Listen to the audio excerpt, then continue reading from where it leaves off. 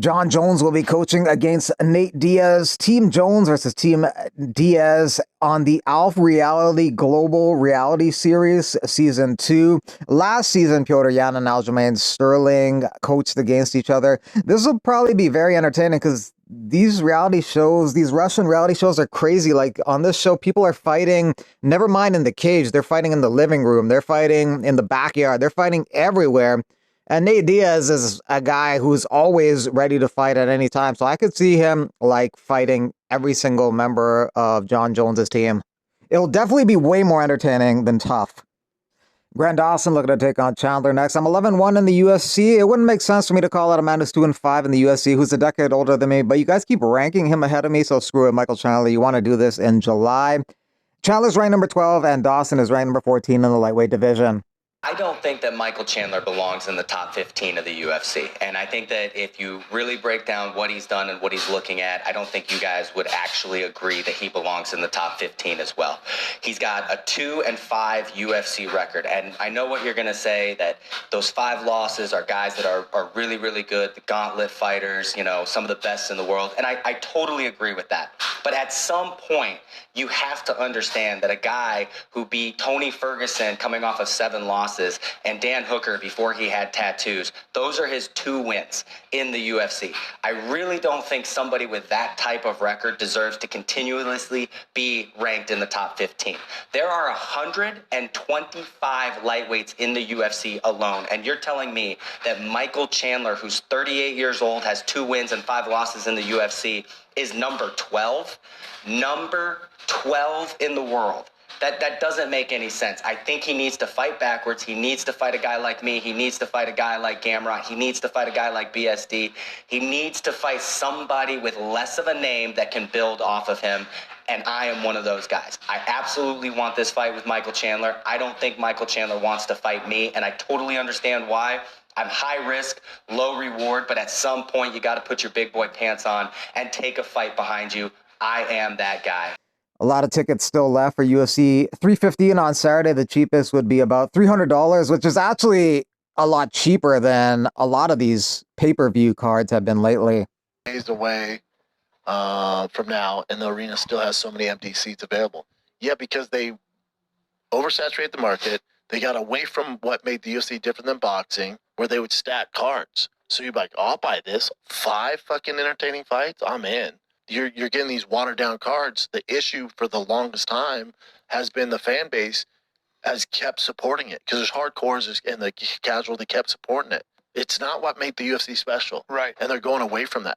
Dana go after every press conference, and this is all smoke and mirrors. They go, biggest gate in Miami arena history or wherever. This is the biggest gate money wise because ticket prices have rose so high. They've outpriced the fan base. Yeah, it's like $600 for nosebleeds. Oh, so when he goes, biggest gate ever, well, yeah, dude, you just increased the price of the ticket. Because you get these businessmen in there like, oh, let's just squeeze out all the money we can. That's all the UFC's doing. For now, though, for the most part, the UFC brand is so strong that their strategy is working. Everywhere they go, for the most part, they do sell out despite having expensive tickets. The commissioner in Montreal, Quebec, did not recognize Bilal Muhammad at the weigh-ins.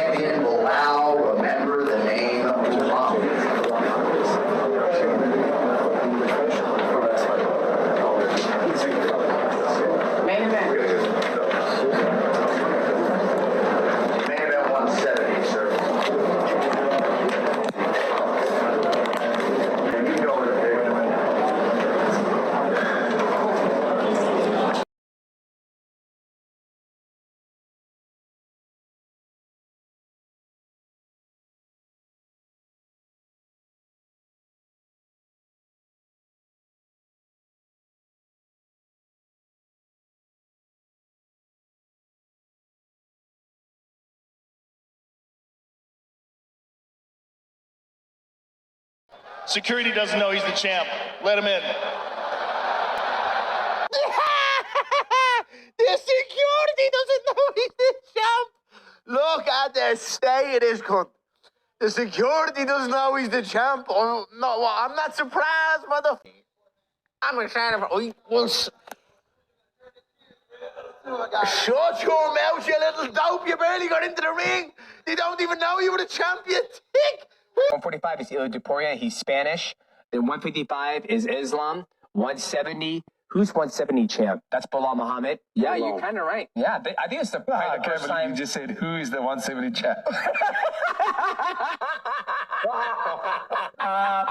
Put some respect on Bilal's name. Everybody has to, but I don't know why he's always the butt of jokes and whatnot. And people might not like it because he doesn't get finishes all the time or whatnot, but you have to put respect on the guy's name. He's the champion. I think Bilal just keep doing him. Fuck everybody else. Fuck the noise. Just keep doing him. I like what he fights for as well. I like the fact that, especially after he won the belt, Bilal fights for the people of Palestine because of what's going on.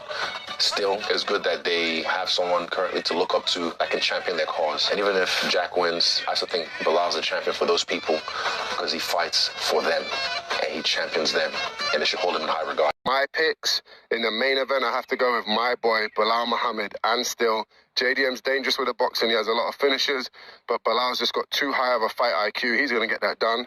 In the co-main event, however, I have a huge upset there. I got Mano Furo.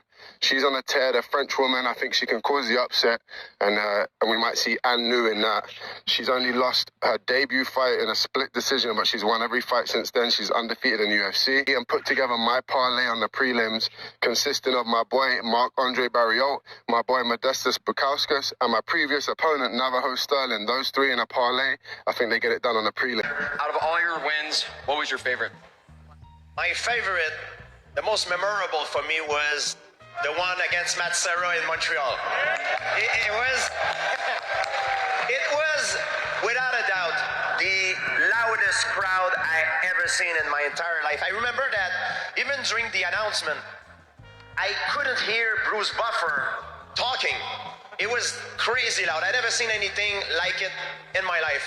And it was just unbelievable, and it's a memory that I will have for the rest of my life. You've talked a lot about fear being a tool. Can you explain how you manage fear before a fight and how that approach applies to your life outside the octagon?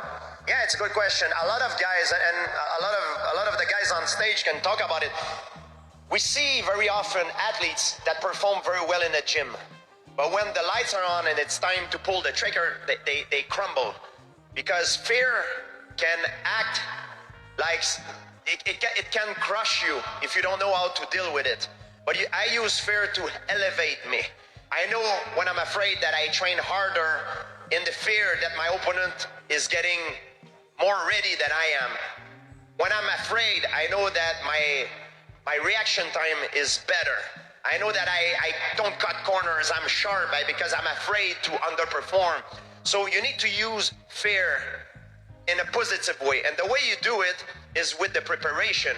And if you prepare well, you build up your confidence. And with confidence, you have the right to walk in a fight with faith in yourself. Fear will always be there, but it's a good thing, my friend.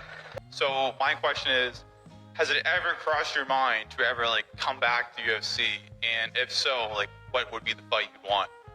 I mean, from time to time, it has come back, but shortly after, when I actually think about it and what it entails, I'm not that kind of person anymore. I don't have the drive, the intensity it takes to be at a championship level anymore. So, I mean, sometimes it's nice to dream when you're having a lot of coffee or something, but when the reality comes down to it, no, it's not for me anymore.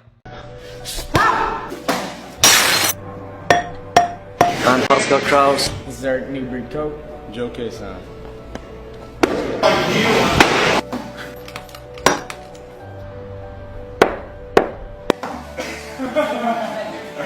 Again. One more.